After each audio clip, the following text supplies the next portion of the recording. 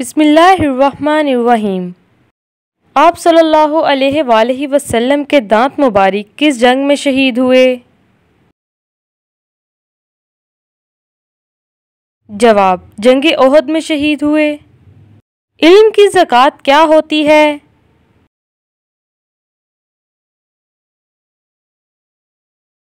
जवाब, इल्म पर अमल करना। कुरान मजीद की एक आयत के मुताबिक जहन्नुम किससे इंतकाम लेने के लिए बेचैन होगी?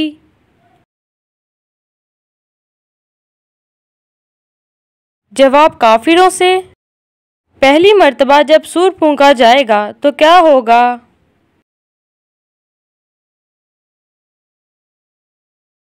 जवाब, पहली मर्तबा जब सूर फूंका जाएगा तो लोग घबरा जाएंगे। कुरान मजीद में कुल कितने मलाइका के नाम मौजूद हैं?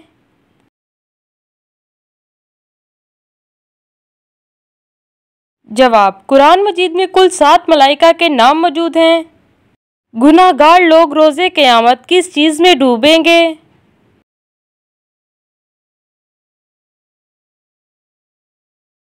जवाब, अपने पसीने में। गुनाह से बचने के लिए कौन सी 2 सूरतें हैं?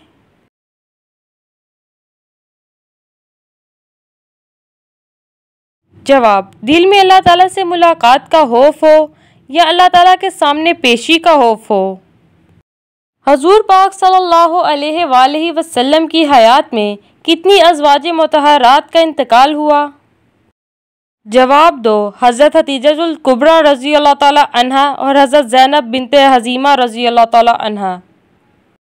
दोज़ख के आतिशी दरख्त का नाम क्या है?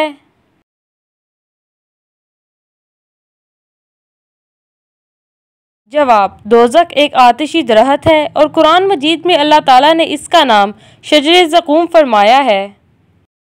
जो शख्स मुसलसल जुम्मा ना पढ़ता हो इसके लिए क्या हुक्म है?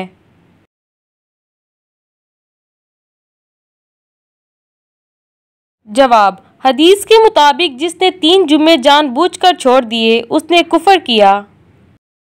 जन्नत में किस नबी की 3 शादियां होंगी?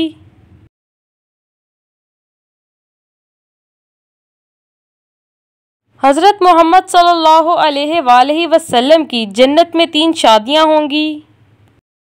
बरोज़े क़यामत अल्लाह ताला के फ़र्श को कितने फरिश्तों ने उठा रखा होगा?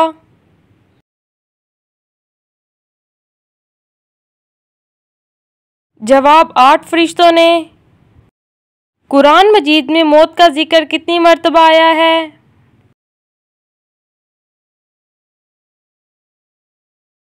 जवाब, 145 मर्तबा। किस सहाबी को कुरान मजीद पढ़ते हुए शहादत नसीब हुई?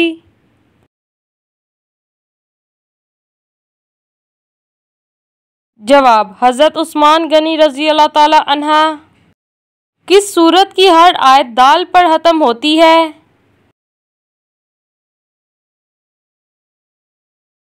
जवाब, सूरत इखलास। वो कौन सी इबादत है जो हर मुसलमान की कबूल होती है?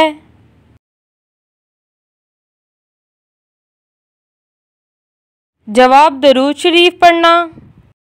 कुरान मजीद की चाबी किसे कहा जाता है?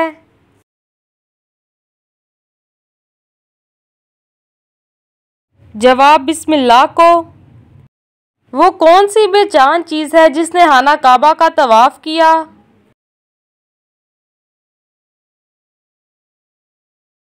जवाब, कश्ती नूह ने खाना काबा का तवाफ़ किया।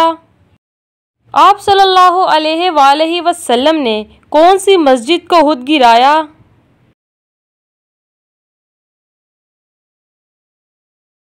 जवाब, मस्जिद ज़रार को।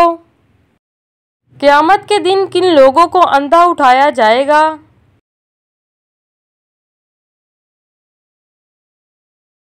जवाब, कुरान मजीद ना पढ़ने वाले को। वो कौन है जो बरोज़े क़यामत सबसे ज़्यादा भूखा रहेगा?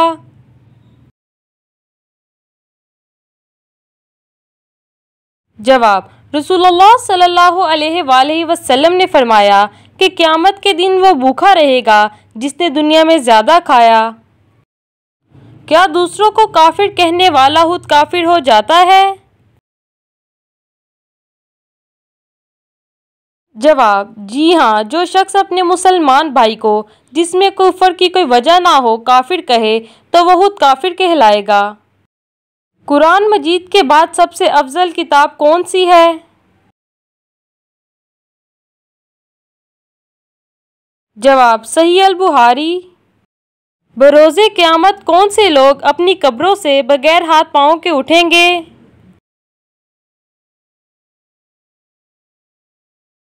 जवाब: पड़ोसी को तंग करने वाले। कौन सा अमल करने से नेकियां ज़ाया हो जाती हैं?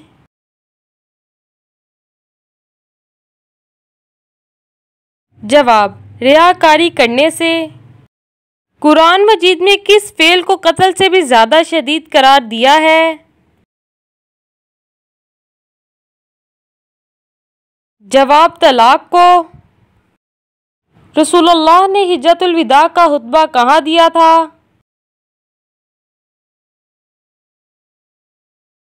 जवाब: मैदान अरफात में। मुहर्रमुल हराम के पहले 10 दिनों में कौन सी चीज़ खाना जायज़ नहीं?